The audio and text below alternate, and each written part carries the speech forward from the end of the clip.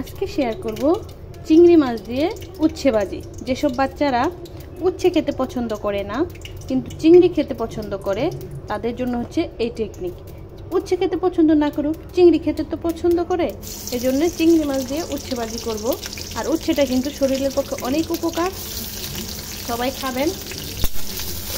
তো আমি যদি এইভাবে ঘরে চিংড়ি মাছ দিয়ে উচ্ছে ভাজি করে দিই, আমার বাচ্চারা কিন্তু অনেক খায়। আর আমার উচ্ছে ভাজি কিন্তু কখনো তেঁতু হয় না, এটারও কিন্তু একটা টেকনিক আছে উচ্ছে তেঁতু না হওয়ার।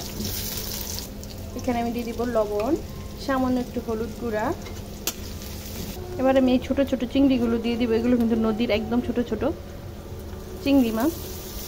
এবার চিংড়ি মাছগুলোকে আমি একটু ভাজা ভাজা করে নিব। চিংড়ি মাছগুলো ভালোভাবে ভাজা ভাজা করে নিচ্ছি। এর মধ্যে আমি উচ্ছেগুলো দিয়ে দিব। এটাকে একটু ভালোভাবে নাড়াচাড়া দিয়ে রান্না করে নিব।